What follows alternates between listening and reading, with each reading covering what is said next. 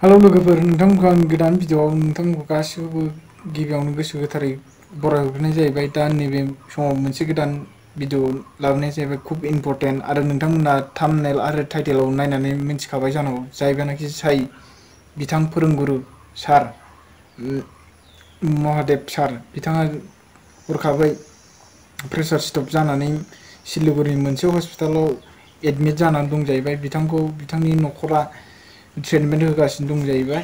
दा बेखिनिनो आं नोंथांनि गेजेराव फोरमायनो होननानै बे भिडिअखौ लानानै फैनाय जाहैबाय।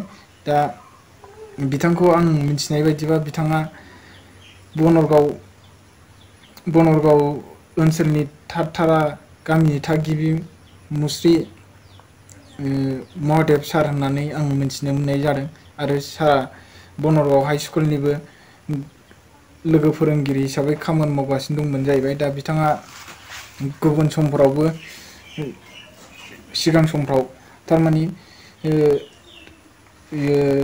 बनरगाव दख'रा एबसुनिबो आफादगिरि हिसाबै बिबान लाबोनानै खामानि मावबोदोंमोन जाहैबाय मोनसे समाव। दा आरो दासिमावबो बर' थुनलाइ आरो गुबुन आफादफ्रावबो बिबान लानानै खामानि मावगासिनो दं जाहैबाय। दा बिथांनि गामिनि मानसिनिफ्राय आं मिथिनो मोननाय बायदिबा बिथाङा खुब हारि सिबिसुला आरो धोरोमसुला सुबुं होननानै आङो मिथिनो मोननाय जादों। दा बिथांनि न'खरनि रांखान्थि हालोदा बारा मोजां नङा, बेनिखायनो मोनसे फेसबुक पेजनि गेजेरजों बिथांनि न'खरा रांनि अनसुंथाइ बिदों जों बर' रायजो राजानाव। बेनिखायनो जेसे हायो इसेबां बिथांनो रांनि अनसुंथाइखौ हरगोन होननानै आं मिजिंथिबाय। आरो बे फेसबुक पेजनिफ्रायनो आं लानानै बे भिडिअखौ लाबोनाय जादों नोंथांमोननि गेजेराव।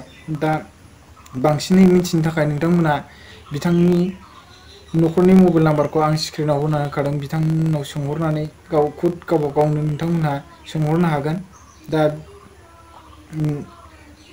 आंनिफ्रायबो जेसे हायो बिथांनो आंनो एसे थाइनैबाबो आं बिथांनोबो आं हरगोन। दा नोंथांमोनहाबो हरबानो जाबाय। दा आं दासिमहालागै रावबो निउस मिडिया बा बर'नि जेसेबांनाखि इउटुबारफोर दं बिथांमोना दासिमबो बिथांखौ नुसननानै दासिमबो बिथांखौ प्रसार खालामाखै, बेखौ आं प्रसार खालामथ'वाखै। बिनिखायनो आं बे भिडिअखौ दिनै बानायनांगौ गोनां जादों। दा जोंनि बर'फोरनि इउटुबारफ्रा नंबां जाबाङावसो दावराव जालायबाय थायो। आरो नंबां जाबां सोरबा माइ गायनाय माबा गायनायफोरखौ लानानैसो बायदिसिना दावराव जालायलायगासिनो। बायदिसिना बे सोरबा सानथ्रि मोखां मोनो बिसोरखौसो लालाबायनानै ओरैनो दावराव दावसि माबा फेमास खालामलागासिनो। दा बिदिखौ दोनथ'नानै नैबे बिथांनो जाय दुखुथिया न'खर, नोंथांमोना बे आंनि भिडिअखौ नायदोंबा जा हायो नोंथांमोना बे भिडिअखौ शेयार खालामनानै बिथांनि अलखद न'खरनो जाहाथे जोंनि रां अनसुंथाइया हेफाजाब जानाय बायदि, बिनिखायनो आं नोंथांमोनखौ खावलायहरो।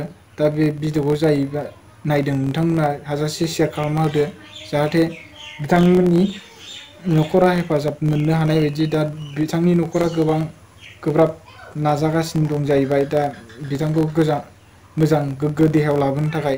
दा नोंथांमोना निस्सय बे भिडिअखौ नायनानै बयनोबो शेयार खालामना होगोन होननानै आं आसा खालामबाय। आरो नोंथांमोना जि हायो खालामथारबानो जाबाय। थारमानि जोंनि बर'नि